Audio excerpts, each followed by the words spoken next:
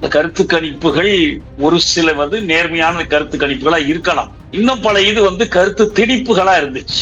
Exit போல்லையும் கூட ஒரு 2-3 நிறுவனங்கள் அனைத்து இந்திய அளவிலான வலிமையான பெரிய நிறுவனங்கள் அவங்க அப்படி ஒரு கருத்தை உருவாக்க முயற்சி பண்ணுவதா இருக்கலாம். விஜய் தலைமையிலான தமிழக வெற்றி கழகம் அதை பொறுத்த வரைக்கும் இந்த ஒரே ஒன்று தவிர பாக்கி எதுவுமே அவர்களுக்கு ஆட்சியை பிடிக்கிற அளவுக்கான வெற்றி வாய்ப்பு இருப்பதாக காட்டல. அப்படி பாத்தீங்கன்னா அவங்க எதிர்பார்த்ததை விட கூடுதலான வாக்குகள் பெறக்கூடும். அந்த வாக்குகள் சீட்டுகளாக மாறினால் சில தொகுதிகள் கூட பெறக்கூடும். மொத்தத்தில் இந்த தேர்தல் முறையினுடைய அடிப்படை குறைபாடு என்னன்னா, நீங்க இப்ப வரப்போற ஆட்சி திமுக ஆட்சியோ, திமுக கூட்டணி ஆட்சியோ, அதிமுக ஆட்சியோ, அதிமுக கூட்டணி ஆட்சியோ எதுவாக இருந்தாலும் எந்த ஆட்சியும் பெரும்பான்மை மக்களின் ஆதரவு பெற்ற ஆட்சியாக இருக்காது. கூட்டணி கட்சியில பெரிய கட்சி மட்டும்தான் வெற்றி பெறக்கூடிய கட்சி, தோல்வி கட்சிகள்லாம் வெற்றி பெறக்கூடிய கட்சிகள் அல்ல என்ற முடிவுக்கெல்லாம் நம்ம இந்த முடிவுகளை வைத்துக் கொண்டு போக முடியாது.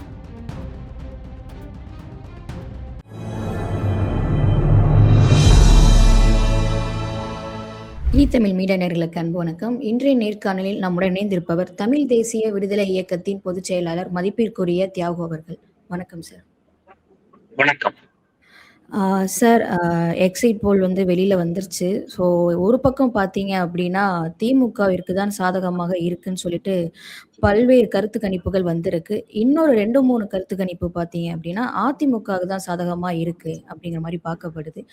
அது மட்டும் இல்லாம விஜய் அவர்களுக்கு பார்த்தீங்கன்னா புதியதாக கட்சி தொடங்கிய தாவேகாவிற்கு ஒரு கருத்து கணிப்பு படி பார்த்தீங்கன்னா அவங்களுக்கு சாதகமா இருக்கு. இது எப்படி பாக்குறீங்க? உண்மையாவே இந்த எக்ஸிட் போல் உண்மைதானா? அதெல்லாம் எக்ஸிட் போல் மட்டுமல்ல, ஏற்கனவே வந்திருக்கிற கருத்து கணிப்புகள், இந்த கருத்து கணிப்புகள் ஒரு சில நேர்மையான கருத்து கணிப்புகளா இருக்கலாம்.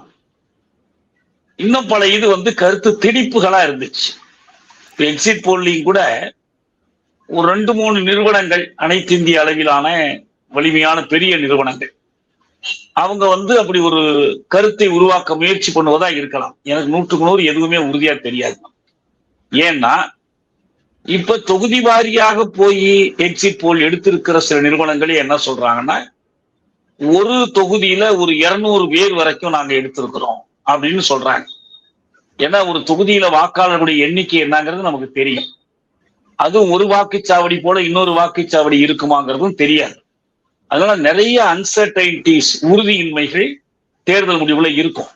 இப்ப கடந்த காலத்தில் சில நேரங்கள்ல இந்த கருத்து கணிப்புகள், தேர்தலுக்கு பிந்தைய கருத்து கணிப்புகள் உட்பட சரியா அமைந்ததும் உண்டு, அமையாமல் போனதும் உண்டு.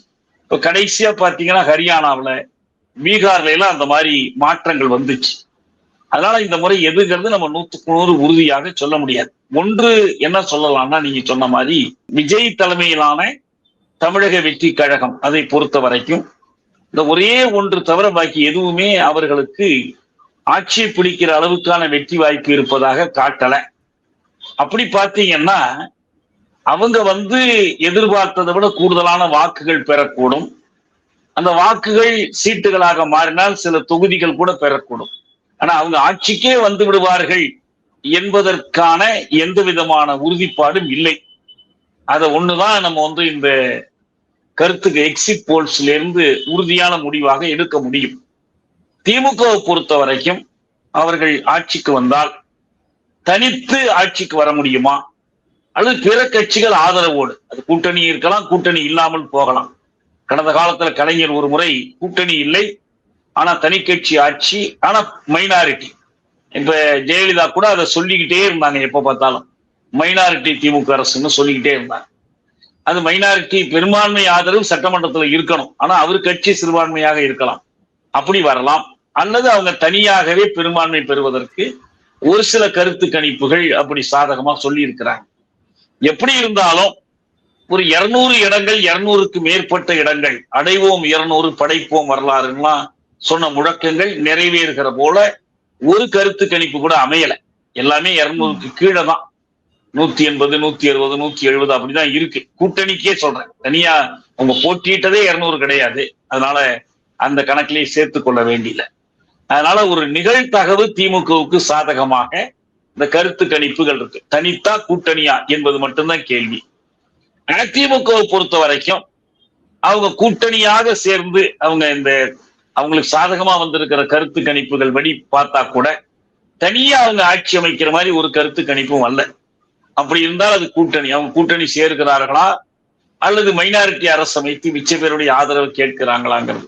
இன்னொன்னு என்ன தெரியுதுன்னா, அதிமுக ஒன்றுதான் அதில் செல்வாக்கு பெற்ற ஒரு கட்சியாக தெரியுது. பாக்கி இவங்க எதிர்பார்த்த பாஜகவோ பாமகவோ அவங்கெல்லாம் மிகச்சிறு அளவில் தான் அவங்க வெற்றி பெறுவதற்கு போராடுகிற நிலையில் தான் இருக்கிறாங்க. இதுக்கு என்ன காரணிகள் என்பது வேணா ஆராயலாம். ஆனா எப்படி இருந்தாலும் மிகச்சிறந்த பாதுகாப்பான வழி மே 4 இந்த நேரம் வரை காத்திருப்பதுதான். அது தவிர நமக்கு வேற வழி இல்லை. பொறுத்து இருப்போம், பொறுத்து காத்திருந்து பார்ப்போம் என்ன முடிவு வருதுங்கிறத பார்ப்போம். அண்ணா சார், இதுக்கு முன்னாடிலாம் பார்த்தீங்க, அதாவது பிஃபோர் கருத்து கணிப்பு பார்த்தீங்க அப்படின்னா 200 தொகுதி திமுக வென்று காட்டுவோம், நீங்க சொன்ன மாதிரி வென்று காட்டுவோம்னு சொன்னாங்க. ஆனா இப்போ ஆஃப்டர் எக்ஸிட் போல் பார்த்தீங்க அப்படின்னா ஆஃப்டர் எலெக்ஷனுக்கு அப்புறம் இப்போ 200க்கு கீழே தான் அதிகமா பார்க்கப்படுது. ஸோ அப்படி இருக்கிறப்போ யார் டஃப் ஃபைட் கொடுக்குறாங்கன்னு பார்க்குறீங்க? 2ஆம் இடம் அவங்க அதிமுக தான். அடைவோம் 200 பேசுறது இருக்கு பாருங்க, அது ஊக்கப்படுத்துறதுக்காக சொன்ன வார்த்தையா தான் இருக்கணும். கட்சிக்காரர்களையும் தலைவர்கள் வேட்பாளர்களை கவலைப்படாதீங்க, நம்ம ஜெயிச்சிருவோம். அப்ப கூட அடைவோம் 200ங்கிறீங்களே, ஒரு 200 அடைந்தா கூட 34 எது அதுல தோப்போம்னு நினைக்கிறீங்கன்னு கேட்டீங்கன்னா அவங்க சொல்ல போறது இல்லை. இல்ல 234 அடுத்து சொல்ல வேண்டி வரும் உங்களுக்கு. இப்ப அவரு விஜய் மட்டும்தான் அப்படி சொல்லிக்கிட்டு இருந்தார், நம்ம ஒரு புதிய வரலாறு படைப்போம், 234 இடமும் நம்மளே ஜெயிச்சதா அந்த வரலாறு வரட்டும்னா அவர் சொன்னார். அவரே நம்பி சொன்னார்னு அர்த்தம் கிடையாது.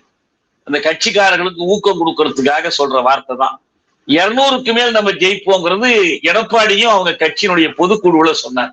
அவருக்கு தெரியும் அது முடியவே முடியாதுங்கிறது, இருந்தாலும் சொன்னார். அதனால அந்த வார்த்தைகளை நம்ம உண்மையான நம்பிக்கைகளாக கருதி நம்ம பேசிட்டு இருக்க வேண்டிய அவசியம் இல்லை. ஆனா திமுகவுக்கு நீங்க கேட்ட மாதிரி ஒரு டஃப் ஃபைட், கடுமையாக எதிர்த்து போராடி இருக்கிற கட்சி அதிமுக தான் என்பது தெளிவா தெரிஞ்சு போச்சு. அது தாவேக்காவெல்லாம் ஒரு அளவுக்கு வாக்கு பெற்றிருக்கிறார்கள். முதல்ல போட்டியிடுகிற கட்சிங்கிற முறையில அவங்களுக்கு ஒரு புதிய இடம் கிடைச்சிருக்குது. கடந்த காலத்துல விஜயகாந்தோ வேறு அந்த மக்கள் நல கூட்டணியோ அவங்களுக்கெல்லாம் இல்லாத அளவுக்கு கூடுதலான ஆதரவு விஜய்க்கும் அவருடைய கட்சிக்கும் இருந்திருக்கு என்று தெரியுதை தவிர திமுகவுக்கு ஒரு கடுமையான போராட்டம் கொடுக்கிற அளவுக்கு அவங்களுக்கு எல்லாம் வலிமை இல்லை, அந்த அளவுக்கு மக்கள் ஆதரவு இல்லை என்பது தெளிவா தெரிஞ்சு போச்சு. அதிமுக தான் திமுகவுக்கு போட்டியாக, திமுகவும் அதிமுகவுக்குமான போட்டியாகத்தான் இந்த தேர்தல் நடந்திருக்குங்கிறத இந்த கருத்து கணிப்புகள்ல இருந்து நம்ம தெரிந்து கொள்ள முடியும். Okay sir. ஆனா தொகுதி வாரியா பார்க்காம, இத பெர்சன்டேஜ் வாரியா பார்த்தீங்க அப்படின்னா, அதிமுக கிட்டத்தட்ட ஒண்ணா தான் இருக்கு. திமுக கூட நெக் டு நெக் ஃபைட் மாரி தான் தெரியுது. ஸோ அத எப்படி பார்க்குறீங்க? ஏன்னா இந்த தேர்தல் 2026 தேர்தல்ல அதிமுக மிக குறைவான தொகுதி தான் வெல்வாங்க அப்படிங்கிற மாரி பார்க்கப்பட்டுச்சு. இப்போ இந்த எக்ஸிட் போல்க்கு அப்புறம் பார்த்தீங்க அப்படின்னா, அதிகமா, அதாவது கடந்த தேர்தல்ல எவ்வளோ தொகுதி வென்றாங்களோ, அதே மாரி தான் இந்த முறையும் வரும் அப்படிங்கிற மாரி பார்க்கப்படுதே சார். இந்த தேர்தல் முறையில் இருக்கிற ஒரு அடிப்படை குறைபாட்டை நாம் கணக்கில் எடுத்துக்கொள்ளணும். நம்ம இருக்கிற தேர்தல் முறையை ஒத்துக்கிட்டு தான் எது ஆதரவு, எதுக்கு எது எதிர்ப்பு, யாரு வெற்றி யாரு தோல்வி என்றெல்லாம் நம்ம கணக்கு பண்ணி கொண்டிருக்கிறோம். மொத்தத்தில் இந்த தேர்தல் முறையினுடைய அடிப்படை குறைபாடு என்னன்னா, நீங்க இப்ப வரப்போற ஆட்சி, திமுக ஆட்சியோ திமுக கூட்டணி ஆட்சியோ அதிமுக ஆட்சியோ அதிமுக கூட்டணி ஆட்சியோ எதுவாக இருந்தாலும் எந்த ஆட்சியும் பெரும்பான்மை மக்களின் ஆதரவு பெற்ற ஆட்சியாக இருக்காது. பெரும்பான்மை மக்கள் விரும்பாத ஆட்சியாகத்தான் இருக்கு. இப்ப திமுக தனித்து ஆட்சி அமைக்கிறாங்கன்னு வச்சுக்கோம், 40 விழுக்காடு அவங்களுக்கு ஓட்டு இருக்குன்னா 60 விழுக்காடு அவங்களை ஏற்றுக்கொள்ளலன்னா, கூட்டணி ஆட்சியாங்க 45 48 வரைக்கும் கூட போடுதுன்னு வச்சுக்கோம், அப்ப 52 விழுக்காடு வாக்குகள் அவங்களுக்கு எதிராக விழுந்துச்சுன்னு அர்த்தம். அதே போல அதிமுக ஆட்சி அமைத்தாலும் அப்படித்தான், அவங்களுக்கும் சிறுபான்மையினுடைய ஆதரவு தான் இருக்கும். அப்ப நம்ம தேர்தல் முறையிலேயே இந்த ஃபர்ஸ்ட் பாஸ் த போஸ்ட் என்ற இந்த தேர்தல் முறை இருக்குதா, யாரு முதல்ல கோட்டை தொடுறானோ அவன் ஜெயிச்சவன். இங்க ரன்னர் அப் 3வது இடம் இதுக்கெல்லாம் வேலையே கிடையாது, அவங்களுக்கெல்லாம் அதுக்குரிய இடமே கிடைக்காது, அதுக்குரிய பதவிகளும் கிடைக்காது. அப்ப இந்த தேர்தல் முறை ஒரு தகவ முறை பெயராண்மை, விகிதாச்சார பிரதிநிதித்துவம், ப்ரொபோர்ஷனல் ரெப்ரசன்டேஷன்ங்கிறாங்க. அந்த மாதிரி தேர்தல் முறை கிடையாது. ஒவ்வொரு வேட்பாளர் யாரு நிக்கிறாரோ அவர்தான் ஜெயிக்க முடியும். இப்ப இந்த இலங்கையில இந்த வேட்பாளரை தவிர, போட்டியிடுற வேட்பாளரை தவிர, அந்த கட்சி எவ்வளவு விழுக்காடு வாக்கு பெறுதோ அதுக்கேற்ப கொஞ்சம் பேர் அனுப்பலாம். அவங்க போட்டியிடவே வேண்டியதில்லை. லிஸ்ட்னு ஒரு முறை வச்சிருக்கிறாங்க. ஒரு கட்சி ஒரு லிஸ்ட் கொடுத்துரும், உங்களுக்கு எவ்வளவு பர்சன்டேஜ் அதுக்கேற்ப நீங்க பார்லிமெண்ட்டுக்கு அனுப்பலாம். அதெல்லாம் இங்க இல்ல, நம்ம நாட்டுல அந்த முறையெல்லாம் இல்லை. அப்படி இல்லாத இடத்துல போய் நம்ம அந்த முறை இல்லைங்கிறதுக்காகவே நம்ம இந்த தேர்தல் முடிவை மறுத்திட முடியாது. அதனால அப்படி பார்க்கும்போது இந்த சிறு வேறுபாடுன்னு சொல்றீங்க பாருங்க, ரெண்டுக்கு இடையில ஒரு சில விழுக்காடு தாங்கிறது. அப்ப என்ன தெரியுது, மக்கள் ஆளுங்கட்சிக்கும் வாக்களிக்கிறார்கள், அதை விட கொஞ்சம் குறைவா எதிர்கட்சிக்கும் வாக்களிக்கிறார்கள். இந்த எதிர்கட்சி இவ்வளவு மக்களுடைய வாக்குகளை பெற்றிருக்கிறது என்பதால் அந்த எதிர்கட்சியின் சற்று வாக்களித்த மக்களையும் மதித்து, அவங்க உணர்வுகளையும் மதித்து, எது ஆளுங்கட்சியா வந்தாலும், இப்ப அதிமுக ஆளுங்கட்சியா வந்துச்சுன்னா திமுகவுக்கு இவ்வளவு பேர் வாக்களித்திருக்கிறார்கள் என்பதை அவங்க மதிக்கணும். நம்ம திமுகவை படுதோல்வி அடைய செய்து விட்டோம்னு அவங்க பேசுறதுல அர்த்தம் இல்லை. எதை வச்சு? இடங்களின் எண்ணிக்கையை வச்சு பேசக்கூடாது. அதே போல திமுக ஆட்சிக்கு வருதுன்னா, தனித்து வந்தாலும் கூட்டணியாக வந்தாலும், தன்னை எதிர்த்து போட்டியிட்ட அதிமுகவும் மற்ற கட்சிகளும் இவ்வளவு வாக்குகளை பெற்றிருக்கிறார்கள். எனவே அந்த மக்களுடைய உணர்வுகளையும் மதிக்கணும். அவங்க நமக்கு எதிராக தானே ஓட்டு போட்டிருக்கிறாங்க என்று கணக்கில் எடுத்துக்கொள்ளணும்.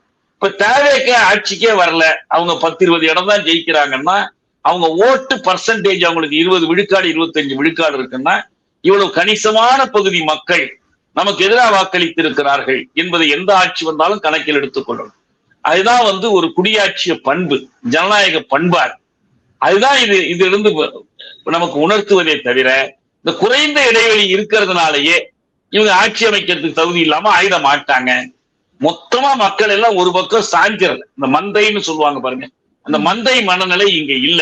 இப்ப வேறு சில நாடுகளை சில தேர்தல் முறை வச்சிருக்கிறாங்க.